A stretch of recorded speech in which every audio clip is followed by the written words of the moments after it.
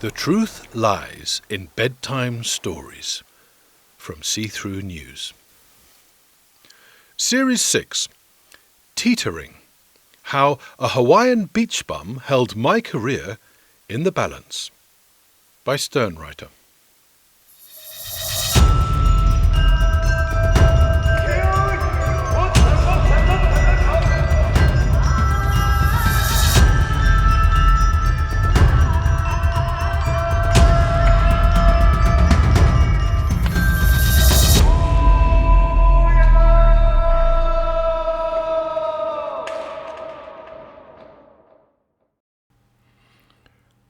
Episode 5, Can Gaijin Have Hinkaku?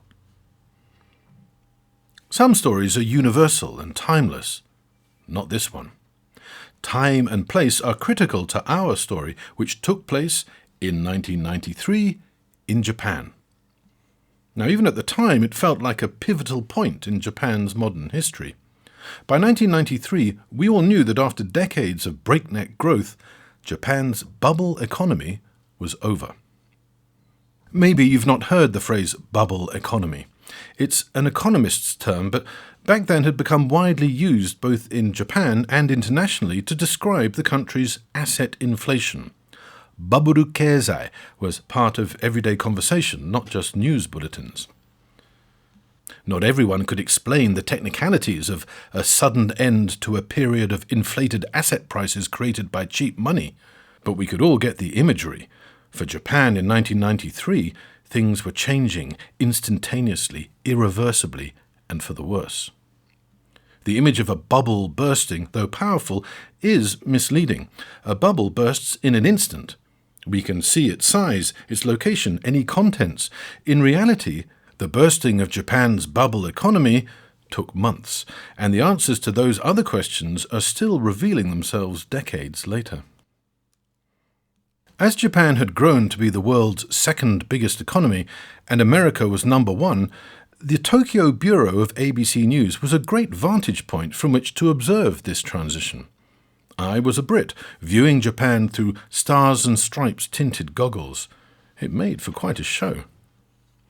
In TV technical terms, which I was gradually acquiring, the knobs for contrast, saturation and hue were all turned up to 11. After the fall of communism, the US-Japan relationship had become the most important bilateral relationship in the world. Many Americans feared that having won the politics battle, they were about to lose the economics war. Foreign news rarely leads American news, but in the years before I joined, the ABC News Tokyo Bureau had regularly provided the top story on America's most watched evening news show. Today it was Japanese money buying up an American icon like the Rockefeller Center. Last week they were buying Pebble Beach Golf Course. Increasingly bitter trade disputes provided more and more flashpoints. Japan, so long America's Asian bulwark against communism, now threatened to trample Godzilla-like all over the USA. By 1993, these trade disputes were getting nasty. We did stories on how Washington was trying to force Tokyo to buy more American ski equipment, rice, or cars. Few of our reports failed to include the phrase invisible trade barrier. As an outsider with no dog in the fight, this was all fascinating. Importing skis and rice seemed a simple case of Japan's protectionist foot-dragging, with some pretty funny excuses. Japan has a different kind of snow, they'd protest with a straight face. We'd interview Japanese farmers and agriculture ministry officials who'd earnestly claim a Californian rice weevil could bring Japan to its knees overnight. On other issues, the Americans were just as unreasonable. I particularly enjoyed our regular reports on delegations of irate Detroit car makers arriving in Tokyo to lobby about unfair trade barriers. More interested in audiences at home, they'd grandstand about the pitiful levels of American cars exported to Japan. They'd contrast this with the intense competition they faced from Japanese car makers on American soil. Compelling on the face of it, and delivered with gusto and guile, But the best part of these press conferences was when a Japanese journalist would politely inquire when American car makers were planning to sell vehicles with the steering wheel on the correct side.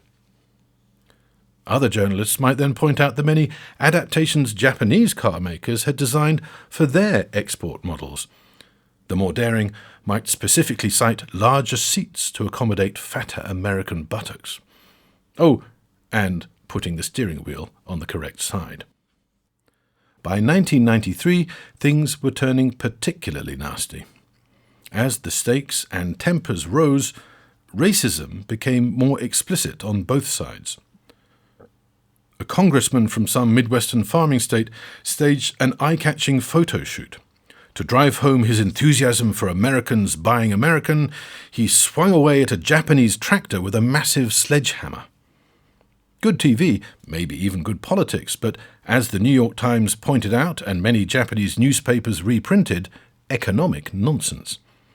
The Japanese tractor the congressman was trashing, it turned out, had a higher percentage of American-made parts than the one with the American brand on it he was so keen to promote. But this is my point. Like early Bond movies, 1993 was not a time for nuance, mutual understanding, and sensitive cross-cultural exchange. So what a time for American exports to be taking over the sumo market. When I say Americans, specifically, it was Hawaiians. Now, the origins of this Pacific infiltration go back to the 1960s. A beefy Hawaiian from Maui called Jesse Kaholua abandoned his dream of joining the NFL. He moved to Japan to try his hand at becoming a professional sumo wrestler. Standing 1.9 meters in his flip-flops, weighing more than 200 kilos, Jesse had certain physical advantages. He was given the fighting name Takamiyama, which included the characters for tall and mountain.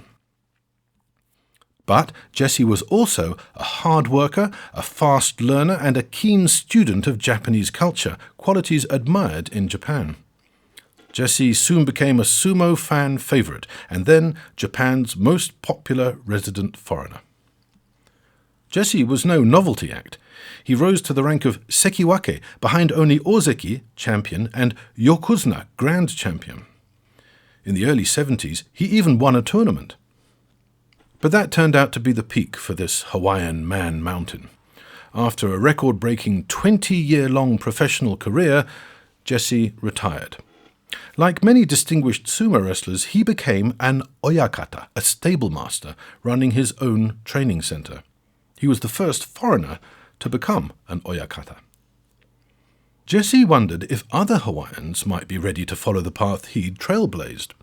The beefcake showcases that were Hawaiian beaches were a good place, he thought, to spot potential recruits. Jesse knew better than anyone that bulk alone wasn't enough. Candidates also had to be hungry, tough, and determined. He was on the lookout for beach bums with attitude, a humble attitude.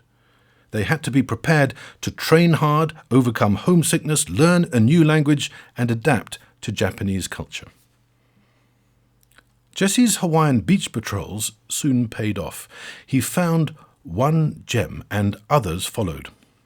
First was Saleva Fauli Atisanoe from Honolulu. His fighting name was Konishiki, a bit of a joke, as it meant a little piece of brocade. At 287 kilos, Konishiki was the heaviest sumo wrestler ever. He's the one foreign TV commentators dubbed the meat bomb or the dump truck. Then there was Fiamalu Penitani, born in American Samoa of a Tongan father and a Samoan mother before they moved to Oahu. Taller than Konishiki, a mere 50 kilos lighter, he took on the fighting name of Musashi Maru. Now, Western commentators never came up with a nickname for him, though I always thought they'd missed a trick, as the first two characters of his fighting name meant ferocious warehouse. By 1993, the dump truck and the ferocious warehouse were tearing up the rankings, reaching ozeki, the second highest ranking, one short of the ultimate accolade of grand champion, yokozuna. Now, there's something you should know about sumo at this point. Unlike boxing or professional wrestling, the top-ranked sumo wrestler does not automatically acquire yokozuna status. It's not the same as being number one. Mere winning doesn't automatically confer this peculiarly Japanese kind of greatness. There were unwritten conventions governing promotion to yokozuna, such as winning 2 consecutive tournaments as ozeki, but ultimately this honor is awarded at the discretion of the Japan Sumo Association. In particular, yokozuna promotion is decided by the 9 members of its Yokozuna Deliberation Committee. All very wishy-washy, all very vague, all very Japanese. It's hard to think of a more conservative, traditional and resistant to change outfit than the Japan Sumo Association. In the early 90s there were 2 Japanese yokozuna, but they were often absent due to injury or illness. Lesser yokozuna tended to get injured or ill a lot, and not for the obvious reasons. A yokozuna, you see, can't be demoted. To preserve the dignity of the sport, and one might add to save the face of the Japan Sumo Association, dodgy yokozuna are expected to, metaphorically, fall on their swords the moment they lose their mojo. A temporary withdrawal is preferable to a losing record, but any hint that a yokozuna is over the hill, and they retire. By 1993, sumo had never been more popular, but it was in urgent need of a worthy yokozuna. The retirement of the legendary Chiyonofuji, the Wolf, in 1991 had left a massive void. 2 sons of a former ozeki showed great promise and were rising fast up the ranks, but though sumo royalty, they were still teenagers. The only candidates were foreign. Konishiki had been the first non-Japanese to break the ozeki barrier. His fellow Hawaiian Musashimaru was well on his way. A few months before, amid all the sledgehammer tractor smashing and yellow peril paranoia about Japan overtaking and taking over America, something earth-shattering occurred. Konishiki, the dump truck, won 2 consecutive tournaments as ozeki. Usually, a promotion to Grand Champion would have been a formality, but this was just the kind of emergency situation for which those wishy-washy, vague formalities were made so discretionary for. The Yokozuna Deliberation Committee came up with some invisible trade barriers. They announced they wanted to make doubly sure that Konishiki was worthy of Grand Champion status. They darkly hinted that the meat bomb might not possess Hinkaku. Now, Hinkaku is a vague, untranslatable term meaning something akin to grace, elegance, or refinement. A Japanese magazine obligingly published these remarks under the headline, "We don't need a foreign yokozuna." A rival publication claimed Konishiki was explicitly accusing the Yokozuna Deliberation Committee of racial discrimination. The New York Times then directly quoted Konishiki saying, "If I were Japanese, I would be yokozuna already." The Japan Sumo Association demanded an apology. At a tearful press conference on live TV, Konishiki apologized and denied saying any such thing. He claimed a Hawaiian apprentice had impersonated him on the telephone. All this was, as you might imagine, front-page news on both sides of the Pacific. Sumo, of all things, was gifting journalists a spectacular TV metaphor for the tension in the world's most important bilateral relationship. Like all foreign and Japanese media, the Tokyo bureau of ABC News was all over it. And not even the Japanese staff at ABC News Tokyo were as all over it as their greenhorn British ass prod. Just when we thought it couldn't get any better, at the height of all the bubble-bursting, tractor-smashing and racism-denying firestorms, another Hawaiian was promoted to ozeki, and then started winning sumo tournaments. In episode 6, How Chad Became Akebono, we learn how this latest foreign import came from a Hawaiian beach to become the tower of muscle that threatened to smash Japan's most invisible trade barrier. The series was written, narrated and produced by SternWriter. Audio production by Rupert Kirkham. The Truth Lies in Bedtime Stories is a See-Through News production. See-Through News is a non-profit social media network with the goal of speeding up carbon drawdown by helping the inactive become active. For more, visit seethroughnews.org.